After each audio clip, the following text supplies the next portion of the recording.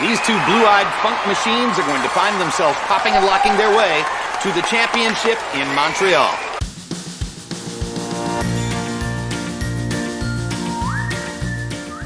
Hi there, and welcome to Baseball by Design. I am SportsLogos.net minor league baseball correspondent Paul Caputo, broadcasting live, as always, from the Sunday Helmet Hall of Fame in my basement in Fort Collins, Colorado. And I am Dan Simon, broadcasting from the Studio Simon headquarters at historic Bowman Field in beautiful Louisville, Kentucky. Dan, I said again that I'm broadcasting from the Sunday Helmet Hall of Fame. As you know, the Sunday Helmet Hall of Fame has been packed for a traveling exhibit handled with white gloves, each helmet individually wrapped in its own acid-free storage box. And it's it's ready for its traveling exhibit here. So while the Sunday Helmet Hall of Fame is not currently on display, I will say I have a Montreal Expos helmet, one Montreal Expos helmet in the collection. And I remember when I found it thinking like, wow, because it was after the Montreal Expos had gone away. And I thought, wow, something that has the Montreal Expos logo on it. This is a cool, kitschy piece of retro baseball memorabilia. And now I feel like you can find Montreal Expos stuff everywhere. And I think it's an interesting phenomenon, a study in nostalgia. Are the Expos, I'll ask you this, are the Expos more popular now when they existed? I would say, I don't know if I would say more popular per se, but I think the love for them has grown. And that's kind of the case, like with anything. With time, you look back on things, and the longer ago they were, the more you kind of long for them. So I can tell you this. I mean, when the Montreal Expos existed and were an actual team that you could see them play, I didn't like them. Mm. They were like interlopers, you know. But now I actually revere them, and I didn't like their uniforms or their hat at the time. Now it's one of the uniforms and the hat I absolutely love. Well, this is part of the Expos story, and we're going to get into this with Todd Radom, who, in addition to being one of sports branding's elite designers, is a great guy and a great person to talk to, and a baseball historian who has written about the Montreal Expos. And that's part of the story, right? Like the players would make fun of the Expos uniforms when they first came out, and now they're held up as this sort of paragon of baseball design. The logo itself is interesting in my mind because while it seems like there is one definitive explanation for what the logo stands for and what all the symbols mean within it, the fact that it is kind of an abstraction invites different interpretations. And that, I think, is sort of an interesting part of that logo and part of what makes it enduring to this day.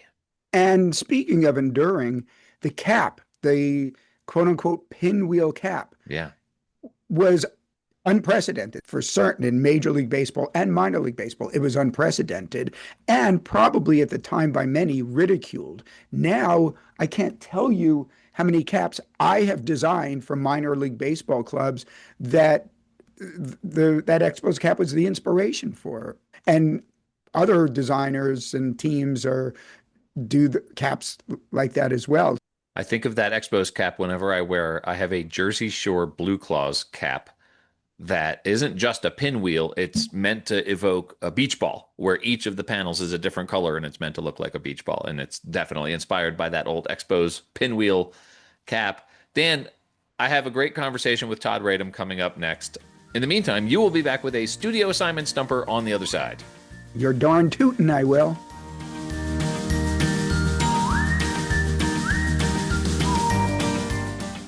All right, everyone, welcome back to the podcast. One Todd Radom, friend of Baseball by Design, wearing a black and white Expos hat. It looks like the inkjet ran. Oh, but underneath you've got a floral pattern here going on. What is this Expos hat you're wearing, Todd?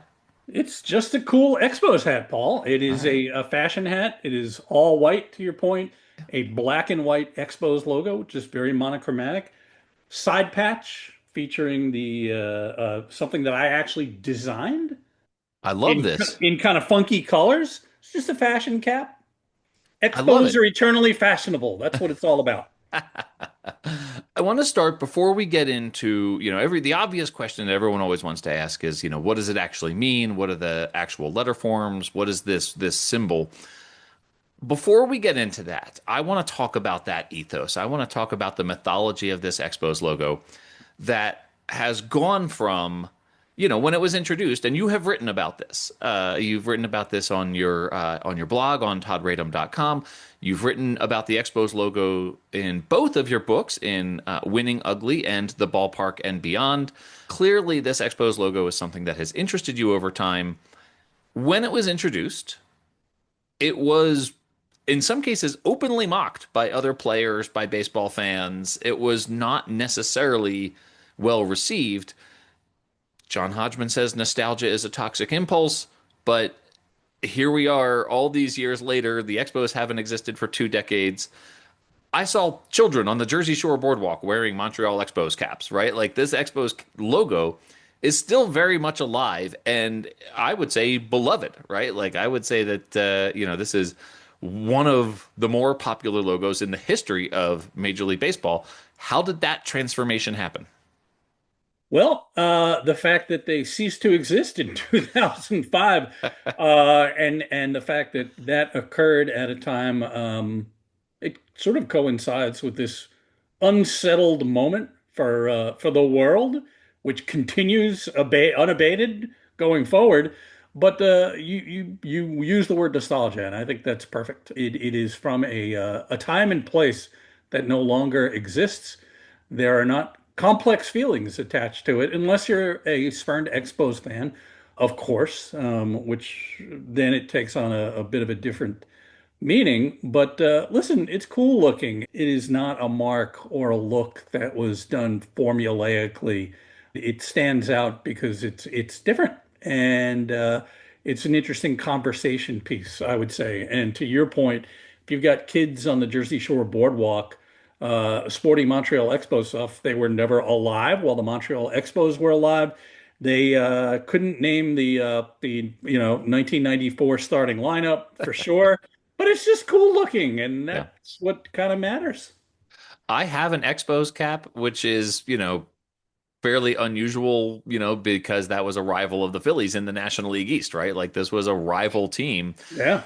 I remember as a kid though, like never begrudging the Expos anything, right? Like it was sort of like in ways that other National League East teams I would root against with all my heart. Like the Expos, like always, even before they went away, I always sort of had sort of a soft spot for them.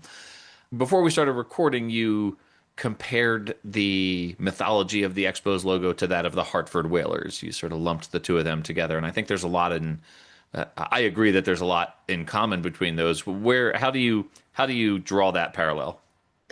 It's the logo of the lost cause of something cool and beautiful in the case of the Whalers.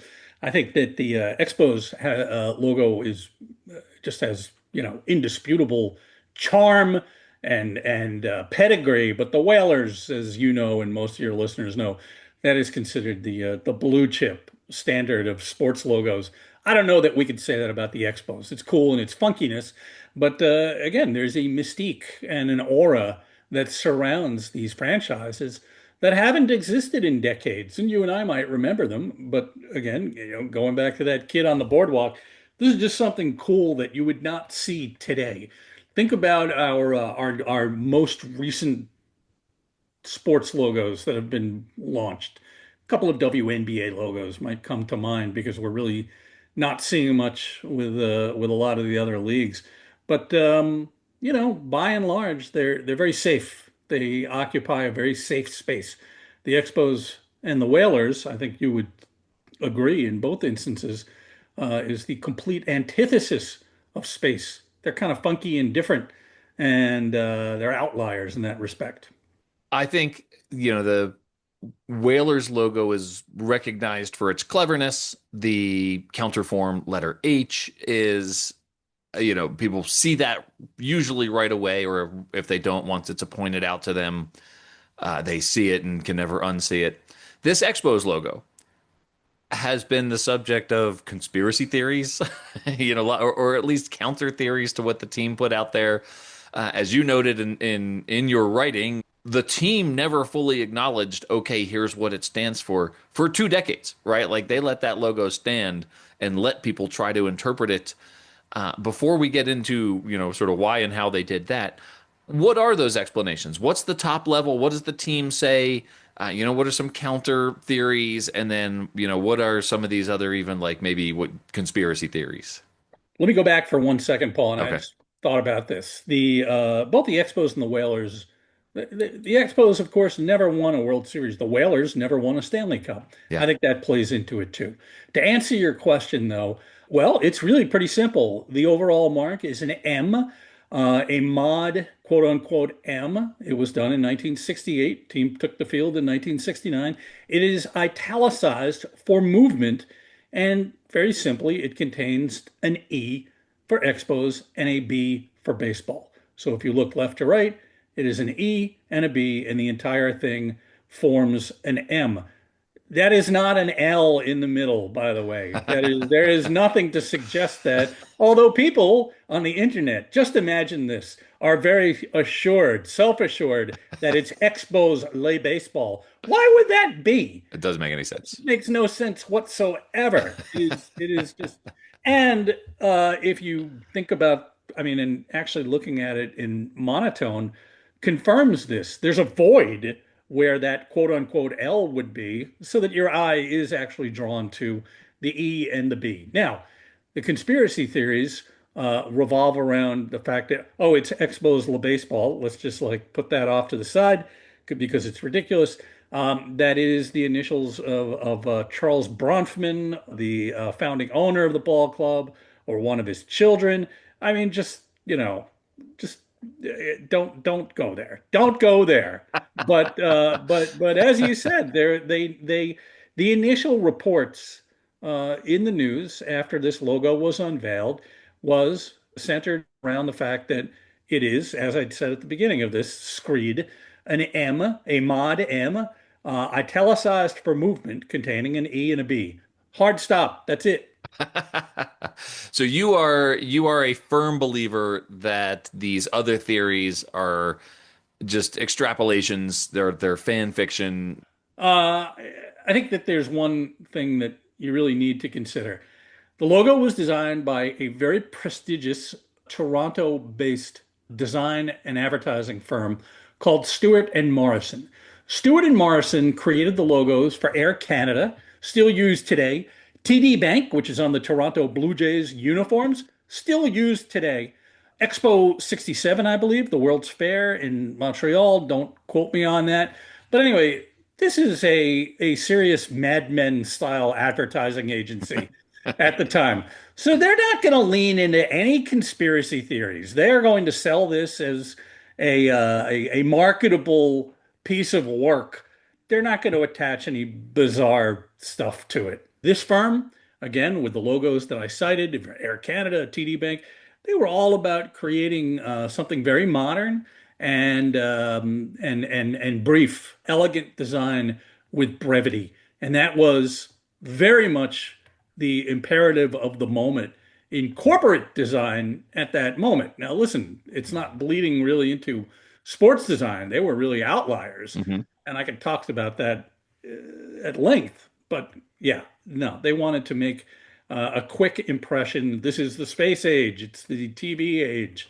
A lot of things that are kind of hard to reconcile today, but they were going for something with deep and immediate impact, and they achieved it. The fact that they did not clear it up officially for a long time, do you think the team enjoyed all the conversation around it, or was it a nuisance for them, or was it a non-issue? I just think it was not important. Yeah. People there was no you know, okay, as you pointed out before, you had opposing players making fun of the uniforms, the caps, because they looked like, Flounder's beanie from Animal House, which took place in the early 60s, right? But it was not so much about the logo, it was about the uniforms, and that was because they were radical, and the caps were particularly radical compared to all these stuffy clubs that were going out there in 1969 with pretty generic designs at that moment. The logo was just, it was this weird thing, and you didn't have a lot of people covering this news, to say the least, back then. There was no equivalent of you or Chris Creamer in 1969. Well, this is, as you write about in Winning Ugly, this is sort of introducing an era where you did start to see some more experimentation with, uniforms in Major League Baseball. And so this was, were the Expos on the avant-garde of that? Were they early adopters of experimental baseball design, or were they part of a larger trend at that time? No, they were right there on the cutting edge, and this is witnessed by the fact that there was great intent to the entire look. It was very intentional, to the point that the Expos' very unique uniform numbers were the first very unique uniform number sets in the history of Major League Baseball. You look at pictures of of an All-Star game, just throw it out there in 1969. It's all block lettering, stock Wilson or Rawlings block lettering, no outliers whatsoever. The Expos uniform numbers were designed as bespoke elements of the overall look. And the overall look, by the way, was pretty restrained, Paul. If you think about the appearance of the uniform, and I've written about this before, the trim was pretty spare, right? This is before they had the racing stripes, Mhm. just to be clear. They were pretty conservative looking, with the exception of what that logo looked like and the radical nature of these very elegant uniform numbers, and the fact that they were in powder blue, which was becoming more and more of a thing then. We see the Hartford Whalers on the ice in Carolina. We see the Quebec Nordiques, which is another classic, iconic logo, that has been revived on retro nights. And of course, the Washington Nationals wear Expos throwbacks on the field. As a design professional, as the godfather of sports design? I haven't gotten to throw that out there yet, Todd. What is your feeling on that? Chris Creamer and I disagree on this, and so I'm curious, sort of where you stand on teams in new locations reprising beloved looks from previous locations. Well, it's an interesting question, isn't it? And I don't think you will ever have a uniform conclusion to this. But I will say this: when the Nationals went out there in 2019 and played a turn back the clock game, and we saw Max Scherzer wearing this immaculately realized Expos throwback uniform. This is majestic. They did a beautiful job with it. Yeah. Last year of the Majestic contract. There was something wonderful about that. But I could imagine being an Expos fan and feeling a knife just being plunged into your heart and twisted. Why are you doing this? And there are still plenty of Expos fans. There are still plenty of Whalers fans. Mhm. So on the one hand, I think it's wonderful to see. On the other hand, I get the pain that can come with that. And I also think that whereas the Nationals did this as a one-off, the Hurricanes adopting this as basically an alternate uniform that's in the regular rotation is a little exploitative and cheap. I think it's a little icky personally. I keep trying to think of how I would feel like if the Philadelphia Phillies ever went away for some reason, which sounds unthinkable, but you never know, right? Like you just never know what the world is going to bring you. And suppose the Phillies moved to San Antonio, and 10 years from now, a baseball team in San Antonio trotted out there in, powder blue Phillies uniforms. I'd be incensed. I'd be enraged, right? Like I wouldn't be able to take it. So I'm, I am very much a believer that the brand belongs to the city. I actually think that should happen when teams relocate. Like I think that the Athletics should have stopped being the Athletics a long time ago. They should have stopped being the Athletics when they left Philadelphia. I don't know. I'm gonna disagree with you there because the Athletics pedigree, that name, dates back to the 1850s, 1860s, before 50 years before the current athletics even existed. So it's cool that is carried along. It's history, it's living history.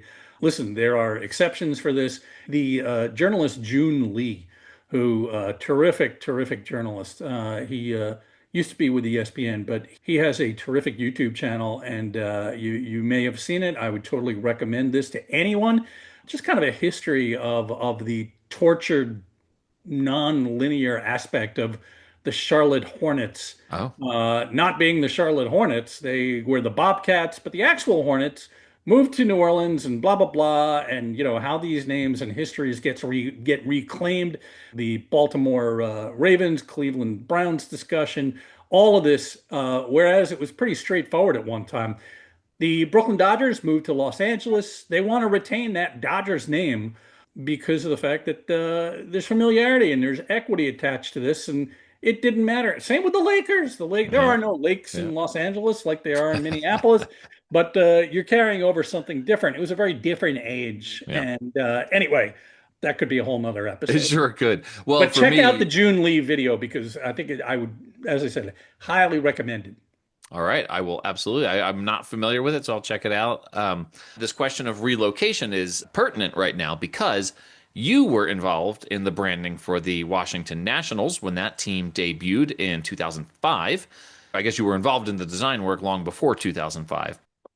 They debuted on August at home on August 14th or April 14th, 2005. I was there at RFK Stadium in Washington, and I was there, Paul. Just don't want to sandbag your question, but with a friend of mine who I went to college with, who was a Washington Senators fan, Oh, whose heart was ripped out along the yeah, lines of these people. So, it's the other side of the coin.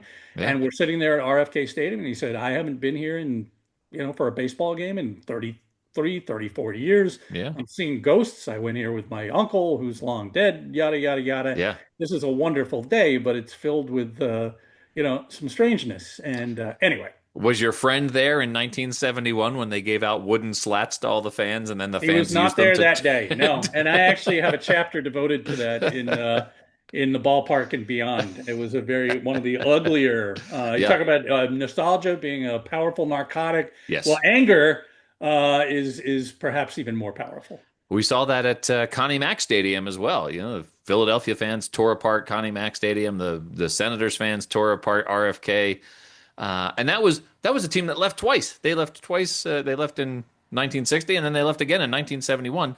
But that's another sort of point of what we're talking about here. Both of those teams were the Washington Senators and moved to Minnesota and Texas, respectively. Todd, I'm Yeah, way off let's bring topic it back. here. Let's bring it back to the Nationals part. But I also Yeah. need to point out, Paul, I was at the final ever Montreal Expos game Ooh, in October 2004 at Shea Stadium. did you storm the field and take a piece of the turf? I did not, but Uh, there was a very lovely tribute to the club on the scoreboard at Shea. I have pictures of it, uh, and it just says, adieu, 1969 to 2004. uh, So they acknowledged it. They played C'est Bon. The first ever Expos game was at Shea Stadium in 1969. I got a chapter about that, as you alluded to. I'm not yeah. putting the hard sell in here, but the cultural aspect of being a team in French-speaking Canada is very different. But let's bring it back to Washington 2005. There was actually a question here. Yeah, the question was you were involved in designing the logos and the uniform sets for this Washington Nationals team, this brand new Washington Nationals team. You've alluded to the fact that there were senators before that, two different senators, but they hadn't been there for 30 years. And then this Expos team, which was, rich in tradition, even if they had not been around as long as some others. Did either of those influence your design process, creating Washington Nationals, the identity for that team? No, not at Yeah. all. It. Think about just distill this down to the very basics of creating the identity for a team called the Washington Nationals. What is a national? It doesn't lend itself to easy description. No different than an expo in that respect. If you're creating the Cardinals, well, hell, I mean, I'm going to include a Cardinal in there in some way, shape, or form. So the Nationals look really, in my mind, there wasn't a very deep creative brief. The team was owned by Major League Baseball at the time. was to create something that looked solid, that reflected the, this was not, there was no brief. This was just me. The federal architecture, something very solid and kind of deco looking, but not necessarily hard leaning into Art Deco. There's some dimensionality to it. And hey, if you're designing the logo for a team in the nation's capital, well, it should have stars and be red, white, and blue, right? Makes sense. But beyond that, that was it. There was nothing salvageable about the logo for the last version of the Washington Senators, which is actually one of the, in my estimation, one of the worst logos in the history of Major League Baseball.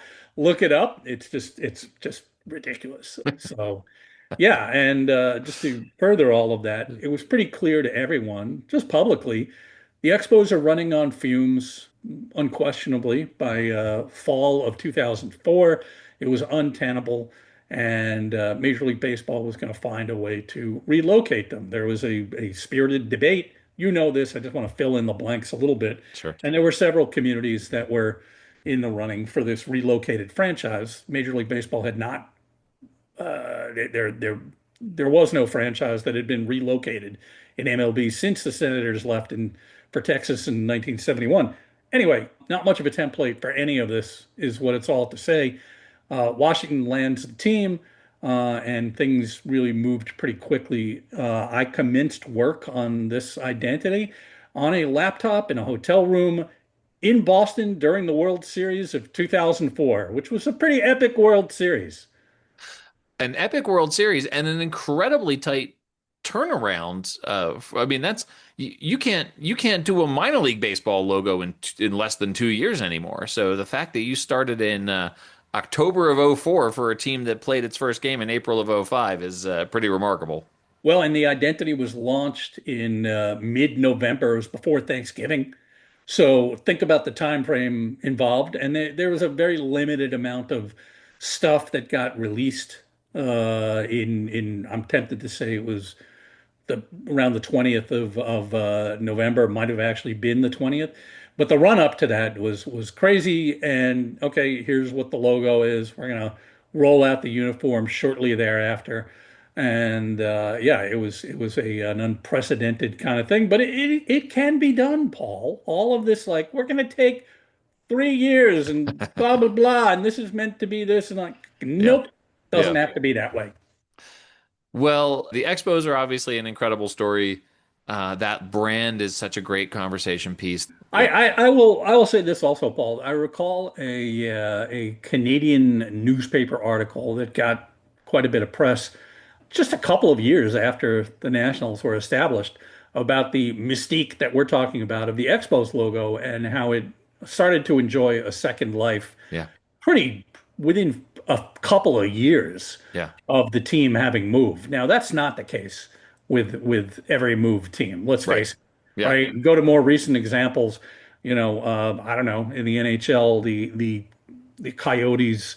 Yeah, that Kachina look is a thing, but like Yeah. their most recent permanent look prior to them moving to Utah, I don't think anybody's really clamoring for that. You're right. Yeah, I mean, think about what's happening in Seattle. Yeah. That city never got over the Supersonics Yeah. having moved to Oklahoma City. That's a long time already. Yeah. But I will bet you that when that city gets an NBA team, and they will, it's going to be green and gold, and there will be some connectivity in some way, shape, or form to that long lapsed, long moved team.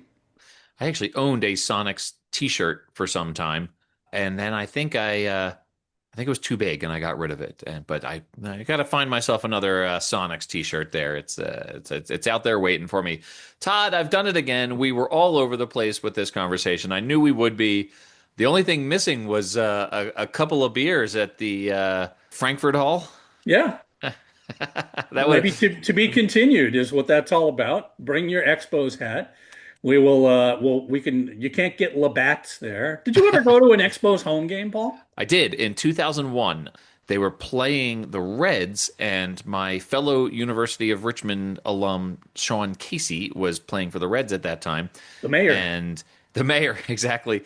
And long story here, he, as a student at Richmond, was a student. He was a big favorite of my now ex-wife's parents, who were both professors there.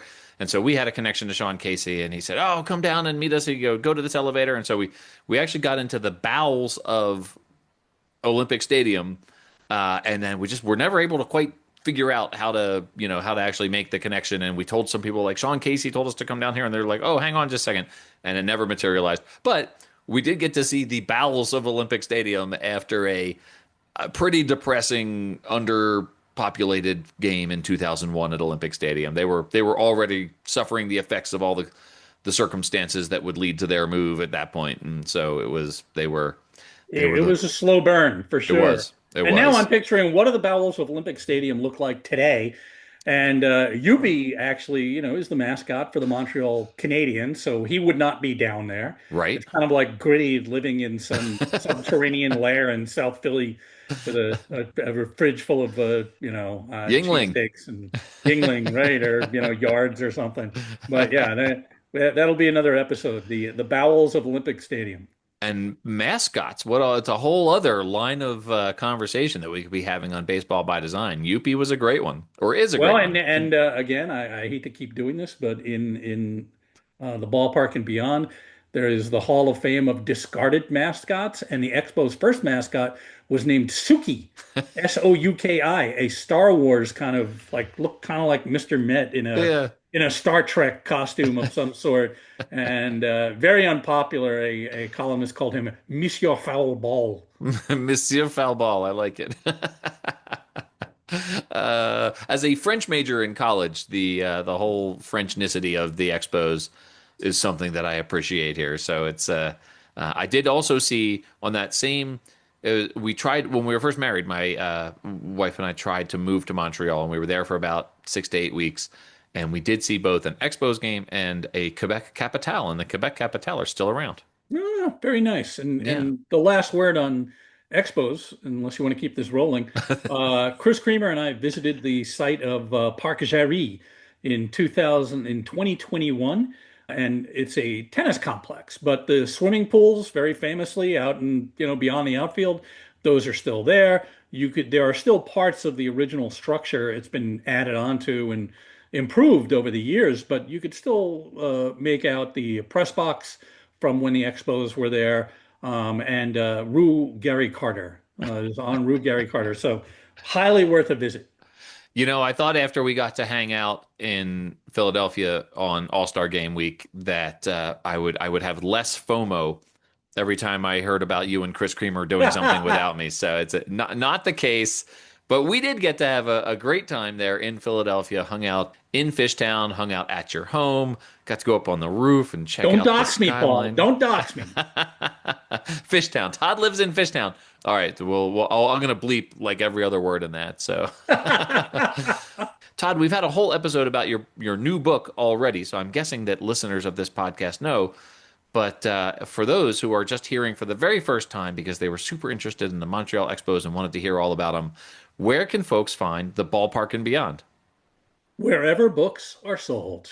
Literally, wherever books are sold. You want to get your books on Amazon, go right ahead. You want to get, I have a link on my website, toddradham.com, with buttons that will take you to Books A Million, to IndieBound, to wherever you want to get it.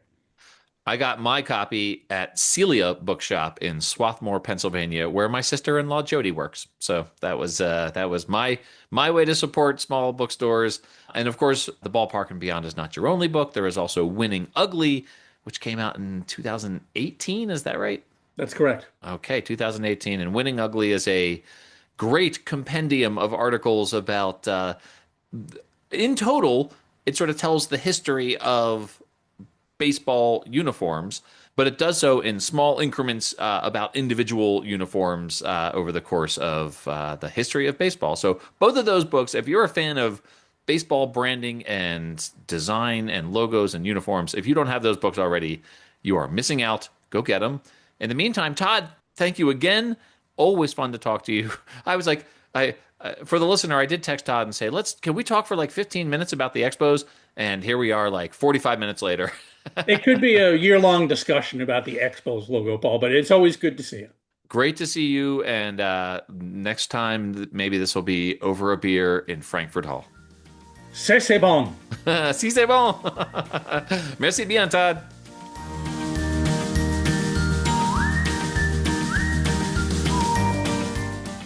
All right, everyone, welcome back. We have a Studio Simon Stumper from Dan Simon, designer extraordinaire of Studio Simon. And I understand from Dan that this Studio Simon Stumper will be at least partially en français, as they say. Who says that? The French say it. Okay. Over there in France. Okay, well, let's get right to it. All right.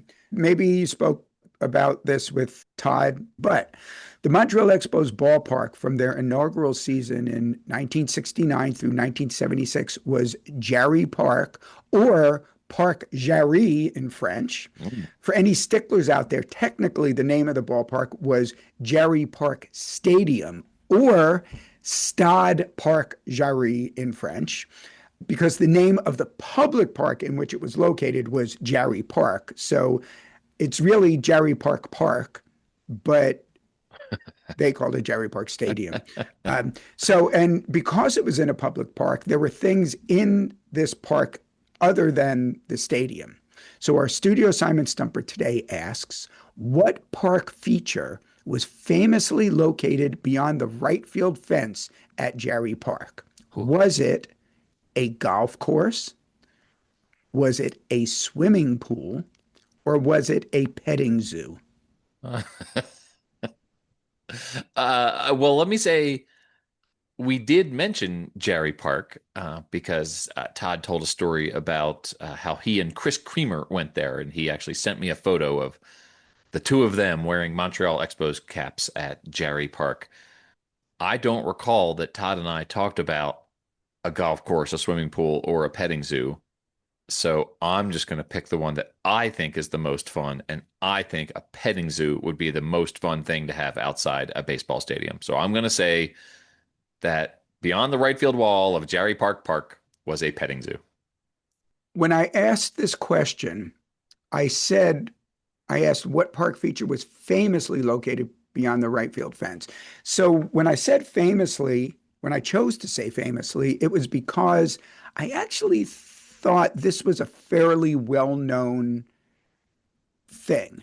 But you're as big of a baseball fan as they come, maybe not as much about the history of the game like Todd and myself are. So I'm actually surprised that you didn't know this one, because the answer is a swimming pool. And one of the reasons it was famous is it was in close proximity to the field, so much so that there were home run balls hit into the pool. It was McCovey Cove before McCovey Cove? Well, actually, Willie McCovey was one who hit a ball into the pool, as did Willie Stargell, who was the first person, I believe, first player to hit a ball there. That pool was almost 500 feet from home plate. So those were well-struck baseballs by those two gentlemen. And I actually thought this one was going to be a real easy one for you. Like, I expected when I was asking the question that you would be nodding. I do that sometimes. Yeah. Well, I have to say, Dan, that I'm embarrassed to say this. I was not really familiar with the history of Jarry Park at all before these conversations. I did not realize that the Expos played there for as long as they did. I thought it was like I thought it was like a Mile High Stadium situation, right? Like where the Rockies played there for, 2 years and then moved into their Coors Field. I didn't realize that the Expos played at Jarry Park for like 7 seasons before they moved into Olympic Stadium. 69, 70, 71, 72, 73, 74, 75, 76. 8 seasons to be exact. 8 seasons before they moved into Stade Olympique. And yeah, and then I was chatting with Chris Creamer yesterday about that Olympic Stadium, and he was saying how they just kept adding features to it. Like Olympic Stadium was like never really finished because they kept saying, "Oh, well, this is coming next," and then. So anyway, Jarry Park is a relatively new phenomenon to me, in terms of my familiarity with baseball history, which is goofy, right? Because I was in Montreal for like 6 weeks when I was trying to move there in 2001. So you would have thought I would have, maybe I wasn't quite the student of baseball then that I am now, but I got it wrong. The swimming pool, I was just imagining that a petting zoo would be like a funny thing to have there because like if home run balls were flying out of Jerry Park and into the petting zoo, that they would have to, shield the sheep there. Well, speaking of sheep and petting zoos, Yeah. when the Oakland A's played in Kansas City, and they were owned by Charles O. Finley, who was one of the first maverick kind of owners. He had either sheep or goats, I can't remember, a herd of them beyond the right field fence there to eat the grass there was like a little kind of, I think, a sloped hill, and they tended the grass there. So it wasn't exactly a petting zoo, but it could have been. They had those animals in residence there at I guess it was called Municipal Stadium, maybe, in Kansas City before they moved to Oakland. So anyway, we digress. Yeah. Being a French minor in college, why don't you send us off with in French? So actually a French major in college, Dan. Oh, So I'm sorry, French major. yeah. I'm not trying to big time anyone here, but merci bien pour tout ce que tu fais pour le podcast. Je ne connais pas le mot pour podcast en français, mais merci et à la prochaine.